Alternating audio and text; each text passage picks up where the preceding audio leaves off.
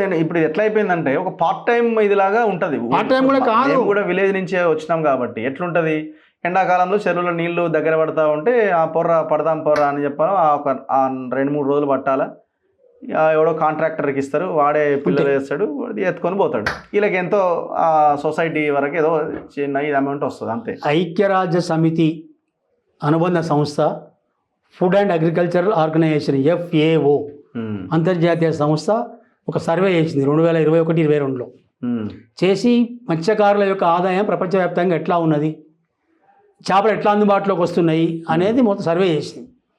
ఇండియాకు సర్వే చేసిన తర్వాత ఇండియాలో ఉన్న ఆదాయం ఎందుకు మూలాలు ఏంటిది, ఎందుకు చేపల ఉత్పత్తి పెరుగుతలేదు ఇక్కడ వనరులు ఉన్నా కూడా అని సర్వే చేసినప్పుడు ఒక యావరేజ్ మత్స్యకారుని యొక్క ఆదాయము భారతదేశంలో సంవత్సరానికి 25,000 నుంచి 50,000 గరిష్టంగా. ఓకే, ఒక మనిషి సంవత్సర ఆదాయం 25 నుంచి 50,000 ఉంటే ఎవరైనా బతకలేడు. నెలకు లక్షలల్లో లెక్కలు వేసుకుంటున్న ఎన్ని లక్షల ప్యాకేజీల పనిచేస్తాను అని అడిగే రోజులలో సంవత్సరానికి 25,000 నుంచి 50,000 ఆదాయం వస్తుందని చెప్పుకునేవాడైనా గర్వంగా ఫీల్ అవుతాడా? చెప్పుకుంటాడా కనీసం వాడు? లేదు. గంత ఆదాయం తక్కువ ఉంటుందా? ఇంకా తెలంగాణకు వస్తే అదే సంస్థ రిపోర్ట్లో తెలంగాణ యొక్క మత్స్యకారుని కుటుంబానికి యావరేజ్ సగటు సంవత్సర ఆదాయము 4,880 రూపాయలు సంవత్సరానికి. ఒక్కరోజు దావత్ ఖర్చు కాదు, పార్ట్ టైం కూడా కాదు, అది ఒక్కరోజు దావత్ ఖర్చు కాదు, అంతే. గట్టిగా 4,880 రూపాయల సంవత్సర ఆదాయంతో వాడు దాని మీద ఎందుకు దృష్టి పెడతాడు? అప్పుడు వాడు ఏం చేస్తాడు? ప్రభుత్వం ఇచ్చేటువంటి బండ్లు, మోపెడ్లు, ఇవి ఉచిత చేప పిల్లలు, ఇది టైంపాస్. పోతే పెద్దగా ఉచితంగా వచ్చేది కాబట్టి దాని మీద శ్రద్ధ ఉండదు. అదే మనకి ఆదాయం వస్తుంది, నెలకు ఒక సంవత్సరానికి 1,00,000 రూపాయలు, నెలకు 10,000 వచ్చినా కూడా వాడు దాని మీద దృష్టి పెడతాడు. వ్యవసాయ రంగంతో పాటు దృష్టి పెడతాడు. కాబట్టి ఈవేళ మత్స్యరంగం మీద పూర్తి కాలం పనిచేసేటువంటి, పూర్తి శ్రద్ధతో, ఆసక్తితో, ఇష్టంతో పనిచేసేటువంటి వ్యవస్థ నిర్మాణం కాలేదు. ఆ నిర్మాణం జరగాలి, దానికి ఒక పాలసీ కావాలి. వాళ్ళని ఇప్పుడు 4 లక్షల మందిని ఎందుకు ఇచ్చిన మెంబర్షిప్ను? 7 లక్షల మంది అందరూ చేపలు పడుతూనే ఉన్నారా? నువ్వు సర్వే చేయి, నువ్వు ఆధార్ కార్డును అనుసంధానం చేయండి అని చెప్పిన నేను. చేయాలి, ఎందుకు చేయద్దు? ఆధార్ కార్డుతో అనుసంధానం చేయాలి. వాళ్ళకి న్యాయం జరగాలి కదా. వాడు ఎక్కడ ప్రభుత్వ ఉద్యోగం చేసుకుంటూ ఇక్కడ మెంబర్గా ఉంటాడు, వాడు అక్కడ ఫోన్ల మీద ఇక్కడ ఆధిపత్యం వహిస్తూ ఉంటాడు, కాంట్రాక్టర్లతో కుమ్మక్క అవుతాడు. ఇప్పుడు వీళ్ళని చేపలు మట్టనియాడు, చేపలు పెంచనియాడు, వాడు చేపలు ఆనిరాడు, వాడు మెంబర్ అందులో. ఎందుకు ఉండాలి మెంబర్? ఇంతమందికి వెసులుబాటు ఉంటుంది, బయట ఉద్యోగం ఉంటుంది, భద్రజీవి కాబట్టి ఆధిపత్యం చేయడానికి దీన్ని వేదికగా వాడుకుంటున్నాడు. కాబట్టి ఈ వ్యవస్థ పోవాలంటే నువ్వు అందులో సీరియస్గా పనిచేసేవాళ్ళకే మెంబర్షిప్ ఇవ్వాలి, సభ్యత్వం వాళ్ళకే ఇవ్వాలి, వాళ్ళనే పూర్తికాలపు మత్స్యకారులు అని గుర్తించాలి. రాయితీలు ఇస్తే వానికి ఇవ్వాలి, బాగుపడతాడు. ఏమైనా స్కీములు ఇస్తే వాళ్ళకి ఇవ్వాలి. ఇప్పుడు హైదరాబాద్లో కూర్చున్నాడు, ఇంకొక జిల్లా కేంద్రంలో కూర్చున్నాడు, ప్రభుత్వ ఉద్యోగంలో కూర్చున్నోనికి నువ్వు ప్రకటన ఇవి మెంబర్షిప్ ఇస్తే ఎట్లా డెవలప్ అవుతుంది ఆ రంగం? కాబట్టి ఇలా నేను నా అంచనా ఒక కార్పొరేషన్ ఏర్పాటు చేసి ఒక మత్స్య పాలసీని నిర్ధారణ చేసుకొని ఒక పాలసీని ఏర్పాటు చేసి దాన్ని అమలు చేయడానికి ఒక వ్యవస్థను ఏర్పాటు చేసి ఇప్పుడున్న ఫెడరేషన్, ఫిషరీస్ ఫెడరేషన్ని, ఫిషరీస్ కార్పొరేషన్ని ఇతర రాష్ట్రాలలో, దేశంలో ఉన్న అన్ని రాష్ట్రాలలో ఫెడరేషన్స్ ఉన్నాయి, అన్ని రాష్ట్రాలలో కార్పొరేషన్స్ ఉన్నాయి. కార్పొరేషన్లు వ్యాపార రీత్యా ఆధునిక టెక్నాలజీని వాడుకుంటా మత్స్యకారులకి దాన్ని అందిస్తూ ఉంటాయి. ఇప్పుడు నాన్ వెజ్ అంటే చికెన్ మటన్గానే మారిపోయింది అంతే. మీరు హాస్టల్స్ ఉన్నాయి, ఎన్నో హాస్టల్స్ ఉన్నాయి. ఇప్పుడు ఆ హాస్టల్స్లో ఏం పెడతారు బాబు మీకు? నాన్ వెజ్ అంటే చికెన్ అనో మహా అయితే చికెన్ అని చెప్తారు, ఇక మటన్ అనేది కూడా ఉండదు. ఫిష్ ఎందుకు గవర్నమెంట్ చేసి మొన్ననే పోయిన నెలలోనే డిసెంబర్లోనే ముఖ్యమంత్రి గారు ప్రకటించారు, ఏది మన మెను రివైజ్డ్ మెను, దానికి ధరలు పెంచారు, 40% పెంచి చేసారు. గత ప్రభుత్వమే పెంచింది, అది వాళ్ళు ఇవ్వలేదు, వీళ్ళు ఇచ్చారు. చాలా సంతోషం, మేము వెల్కమ్ చేసుకుంటాం. నేను ఒక ఉత్తరం కూడా రాసిన ముఖ్యమంత్రి గారికి, బహిరంగ లేఖ రాసిన, మీడియాకు కూడా ఇచ్చినాం. ఏమన్నామంటే అందులో ఏమున్నది అంటే మొత్తం ఒక విద్యార్థికి హాస్టల్లో చదువుతున్న, ప్రభుత్వ హాస్టల్లో చదువుతున్న విద్యార్థికి నెలలో 23 రోజులు కోడిగుడ్డు ఇస్తారు. 23 రోజులు 8 రూపాయలు కోడిగుడ్డుకి, 23 × 8 ఎంత ఎత్తుందో లెక్కేసుకోండి. దాంతో వచ్చే లాభం ఉంది, తినాలి, అది చేద్దాం అంటలేము. తినాలి. 4 సార్లు చికెన్ ఇస్తున్నారు మొత్తం నెలలో, 2 సార్లు మటన్ ఇస్తున్నారు. ఇది లెక్క ప్రభుత్వం ఇచ్చిన మెను. నేను 4 సార్లు చికెన్ ఇస్తున్నావు కదా, అది కొవ్వు పెంచుతుంది, కానీ పిల్లలకు చాలా ఆరోగ్యంగా ఒమేగా 3 ఫ్యాటీ యాసిడ్స్ ఉంటే జ్ఞాపకశక్తి పెరుగుతుంది. పిల్లలకు కావాల్సింది జ్ఞాపకశక్తి, రిటైనింగ్ పవర్ పెరుగుతుంది, వాని యొక్క కాన్సన్ట్రేషన్ పెరుగుతుంది. ఇవన్నీ మంచి లక్షణాలు ఉన్నటువంటి చేప పిల్లల్ని ఎందుకు ఇస్తలేరు? ఇవ్వాలి అని చెప్పి నేను డిమాండ్ చేస్తున్నాను. తెలంగాణ ఫిషరీస్ సొసైటీ నుంచి ఓ బహిరంగ లేఖ కూడా రాసినాం గవర్నమెంట్కి. సో వ్యాసాలు కూడా రాసినాను నేను, ప్రపంచవ్యాప్తంగా ఎట్లా ఇస్తున్నారు, ఎట్లా చెయ్యాలి. మీరు చెయ్యలేదు, అది చేస్తే ఏమైందంటే అక్కడ ఉత్పత్తి చేసడానికి గిరాకీ, దీనికి పెద్ద కష్టపడాల్సిన పని ఏం లేదు. నేను ఇప్పుడు కూడా సవాల్ చేస్తున్నా, ఇది ఒక ఛాలెంజ్ అని తీసుకుంటున్నా. మీరు దాన్ని కార్పొరేషన్ ఏర్పాటు చేయండి, మొత్తం హాస్టల్లో ఈ రాష్ట్రంలో ఉన్న మొత్తం హాస్టళ్లలో వారానికి 1 రోజుతో మొదలు పెడదాము. వారానికి 1 రోజు ఫిష్ అందించేటువంటి ముళ్ళు ఉంటాయి, కుచ్చుకపోతాయని భయపెడతారు కదా. చికెన్లో అవి ఉన్నాయా, బొక్కలు ఉన్నాయా? మనం తిని నేర్చుకున్నాము, బొక్కలతో ఉండగానే ఎట్లా తినాలనో మన ప్రాక్టీస్ వల్ల మనం నేర్చుకున్నాం. ఇప్పుడు బొక్కలు ఉన్నాయని చికెన్ పెట్టకుండా ఉన్నారు కదా, మనం బొక్కలు తీసిచ్చాం కదా పిల్లలకు, కాబట్టి అలవాటు అయిపోతుంది. అయినా సరే చేపలకు డీబోనింగ్ వ్యవస్థ, ముళ్ళు తీసేటువంటి వ్యవస్థ ఏర్పడేది. అవునా?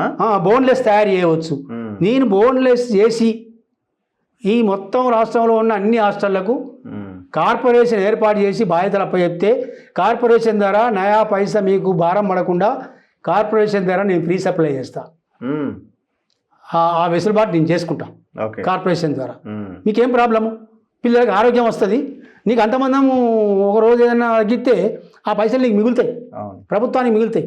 300 లెక్కలు వేసిన 330 కోట్లు కావాల్సి వస్తుంది. 330 కోట్లు కార్పొరేషన్ భరిస్తానికి సిద్ధంగా ఉన్నప్పుడు 330 కోట్లు ఇండైరెక్ట్గా ఈ ప్రభుత్వానికి ఆదాయం ఇచ్చినట్టు కదా నేను కార్పొరేషన్ ద్వారా. మరి ఎందుకు శ్రద్ధ తీసుకోరు? అంటే ఇన్ని అవకాశాలు ఉన్నాయి. సో నేను అంటున్నా, అందుకనే ఒక విధానం ఏర్పాటు చేసి కార్పొరేషన్ అనేది లేకుండా ఇది డెవలప్ కాదు, ఇది ఇంప్లిమెంట్ కాదు, ఫెడరేషన్ ద్వారా కాదు. ఈ ఆక్వాకల్చర్ కూడా రైతులకు ప్రోత్సాహకాలు ఇస్తే వాళ్ళు ప్రశాంతంగా, అదంతా కార్పొరేషన్ ఏర్పాటు చేస్తే రైతులకు కావాల్సిన ఫలం ఎడ్యుకేట్ చేద్దాం. ఎడ్యుకేట్ చేసి ఇగో ఇట్లా పెంచుకోవాలి, 3 నెలల్లో నీకు వరి. మీరు చూడండి, చికెన్కి ఏదో కోళ్ళకి బర్డ్ ఫ్లూ వచ్చింది అన్నప్పుడు మంత్రులు వెళ్ళి చికెన్ తిని దాన్ని ఎంకరేజ్ చేశారు. నేను అప్పుడే వాళ్ళకి పౌల్ట్రీలు ఉన్నాయి, వ్యవస్థ ఉన్నది కాబట్టి నేను అప్పుడే బహిరంగంగా మా ఆర్థిక మంత్రిగా, అప్పుడు ఆరోగ్య మంత్రిగా ఉండే ఎవరు, ఈటెల రాజేందర్ గారు, మీరు ముదిరాజు కమ్యూనిటీ నుంచి వచ్చినారు, ముదిరాజు కమ్యూనిటీ చేపల వృత్తిని స్వీకరించి పనిచేసుకుంటా ఉన్నది. మీరు చేపల వృత్తికి సంబంధించిన కులం నుంచి వచ్చి ఒక్కనాడు చేపలు అమ్ముతలేవు అని చెప్పి చేప పట్టుకొని మీరు మంత్రిగా ఒక్కనాడు 4 మంత్రులు తీసుకొచ్చి మీరు పీపుల్స్ ప్లాజా దగ్గర అమలపోతిరి. మీరు వ్యాపారం చేస్తున్న, మీ ఆదాయాలు సమకూరుస్తున్న మీ కోళ్ళ ఫారాలకు ఇబ్బంది వస్తే, కోళ్ళు పాతి పెడతా అంటే మంత్రులందరినీ పట్టుకోవచ్చి మీరు ఇన్ఫ్లుయెన్స్ చేసి మొత్తం మంత్రులను ప్రభుత్వానికి తీసుకొచ్చి ప్లాజా కాడ కూర్చోబెట్టి మీడియాను పట్టుకొచ్చి మీరు చికెన్ తినరు కానీ చికెన్ పట్టుకొని తినమంటారు. ఇది ఎట్లా న్యాయము? మనకు ఆత్మకి ఎట్లా ఒప్పుకుంటుంది అది? కాబట్టి ఇలా ఏం నిజాయితీ ఉన్నట్టు అని నేను ప్రశ్నించడం జరిగింది బహిరంగంగా, అనేక మీటింగ్లలో మాట్లాడినాను. కాబట్టి ఇట్లాంటి వ్యవస్థలు ఉన్నాయి ఇక్కడ. కాబట్టి మత్స్యరంగం మీద ఎందుకో మొదటి నుంచి కూడా ఒక శ్రద్ధ లేకుండా పోయేది. ఇళ్ళకెళ్ళి ఏం వస్తలేదు అనేది ఒకటి. ఇళ్ళకెళ్ళే అనేక మీకు చికెన్ కంటే మటన్ కంటే ఎక్కువ ఆదాయము, బర్రెల కంటే గొర్రెల కంటే కూడా ఎక్కువ ఆదాయం వచ్చేటువంటి మార్గాలు ప్రజలకు చేపలలో ఉన్నాయి. తినడము అందుబాటులోకి తెస్తే ప్రజలు తింటారు, ఉత్పత్తి చేయడానికి అవకాశాలు ఉన్నాయి. విధానమే లేదు, చొరవ లేదు, ప్రభుత్వ చొరవ లేదు. కాబట్టి ప్రభుత్వం చొరవ తీసుకొని ఒక ఎడ్యుకేషన్ ఇవ్వాలి, చేపలు తినాలని. కొంచెం ఇప్పుడు సండే హో యా మండే, రోజు కావో అండే అని 20 ఏళ్ళ నుంచి చెప్తా అంటే రోజు కోడిగుడ్డు లేకుండా బస్సుల మీద కూడా గుడ్డు ఫోటోలు వేసి గుడ్డు తినండి అని దానికి ఒక సమస్య, నెక్ అనే ఒక సంస్థ ఏర్పాటు చేస్తారు. అట్లా చేపల కింద చేస్తలేము మనం. ఇవాళ దేశంలో అత్యధిక నీటి వనరులు ఉన్న, ఉపరితల జల వనరులు ఉన్న రాష్ట్రంగా ఉండేవాళ్ళు. చూడండి, గర్భిణీ స్త్రీలకి ఒమేగా 3 ఫ్యాటీ యాసిడ్స్ ఉన్న టాబ్లెట్స్, జెల్ టైప్ లో ఉన్న టాబ్లెట్స్ ఇస్తారు. ఇలా అనేకం చేయొచ్చు. మేము ఇలా గొర్రెకుంట వరంగల్ జిల్లా గొర్రెకుంట విలేజ్లో ఒక ప్రయోగం చేసిన నేను. నాకున్న out of my academic interest okay చేసిన ఏంది ఫిష్ వేస్ట్. ఫిష్ వేస్ట్తోనా? ఫిష్ వేస్ట్తోని పంట మీద పడేసే పేగులతోని ఈ మొప్పలు ఇవి అవి ఒకటి చర్మము అవి ఒకటి ఈ వేస్ట్ అయితే పెట్ట మీద పడేస్తామో అది గ్రీన్ గ్యాసెస్ డెవలప్ చేసి పర్యావరణానికి నష్టం చేస్తున్నాయి. కాబట్టి దాన్ని తగ్గించాలంటే వేస్ట్ మేనేజ్మెంట్లో భాగంగా దాని నుంచి ఏం ఉత్పత్తి చేయొచ్చు అని ఒక 5 ఏళ్ళు 4 ఏళ్ళు నేను ప్రయోగాలు చేసి స్టడీ చేసి దేశ విదేశాలలో స్టడీ చేసి ఒక ప్రయోగం గొర్రెకుంటలో చేసిన. ఫిష్ వేస్ట్ నుంచి ఆర్గానిక్ ఫెర్టిలైజర్స్ తయారు చేసిన. ఫిష్ వేస్ట్ నుంచి ఓకే ఇవన్నిటిని మురగబెట్టి అందులోకి వెళ్ళి ఒక ఆర్గానిక్ లిక్విడ్ ఫెర్టిలైజర్ తయారు చేసినాం. ఆర్గానిక్ ఫెర్టిలైజర్తో పాటు పెస్టిసైడ్స్ తయారు చేసినాం. ఆర్గానిక్ గ్రోత్ ప్రమోటర్స్ తయారు చేసినాం. ఇలా ఆర్గానిక్ వ్యవసాయం గురించి ప్రత్యేక శాఖనే పెట్టారు కదా, ఇది ఎంకరేజ్ చేయండి. ఇప్పుడు మత్స్యకారులకు ఆదాయం పెరుగుతుంది, నీ వేస్ట్ తగ్గుతుంది, పర్యావరణానికి లాభం జరుగుతుంది, ఇది ఒక ఉత్పత్తి లాగా పెరుగుతుంది, ఇది ఒక ఎకానమీలో భాగం అవుతుంది. వేస్ట్ కూడా వేస్ట్ మేనేజ్మెంట్ ఈజీ అవుతుంది. ఇట్లాంటి అనేకం పచ్చళ్ళు చేయవచ్చు, ఎండు చేపలు చేసి అమ్మవచ్చు ప్రపంచవ్యాప్తంగా. ఇప్పుడు మీకు ఇక్కడ లక్డీ కబుల్ దగ్గర ఇది ఉంది కదా ఫిషరీస్ ఆఫీస్, దర్శిని, అక్కడ ఎంతమంది వచ్చి తింటుంటారు? బిర్యానీ తింటూ ఉంటారు. నేను చైర్మన్ కూడా ప్రయత్నం చేసిన. ఇవాళ అట్లాంటివి ప్రతి జిల్లాలో పెట్టొచ్చు, మండల కేంద్రంలో పెట్టొచ్చు, ఉపాధి దొరుకుతుంది. ప్యారడైజ్ హోటల్ నుంచి వెళ్ళి ప్యారడైజ్ బిర్యానీ వారానికి 2000 ప్యాకెట్లు దుబాయ్కి పోతాయి విమానంలో. అది తెలిసిన తర్వాత నాకు దుబాయ్లో ఉన్న ఒక మిత్రుడు, ఒమన్లో ఉన్న మిత్రుడు నాకు ఫోన్ చేసి, ఇక్కడ జర్నలిస్ట్, నా చిన్నప్పటి జర్నలిస్ట్ ఫ్రెండ్ ఫోన్ చేసి, నువ్వు బిర్యానీ బాగా ఫేమస్, నేను తిన్నా మీ దగ్గర బిర్యానీ, దాన్ని ఏమైనా పంపిస్తావా అంటే నేనన్నా ప్యారడైజ్ చెప్పిండు నాకైనా. ఇది కూడా పంపిద్దామని ప్రయత్నం చేసినాం, కానీ ఈలోగానే గవర్నమెంట్ పోయింది, అది మూలపడ్డది. ఓకే, అంటే ఇట్లా చాలా ఆలోచనలు ఉండే.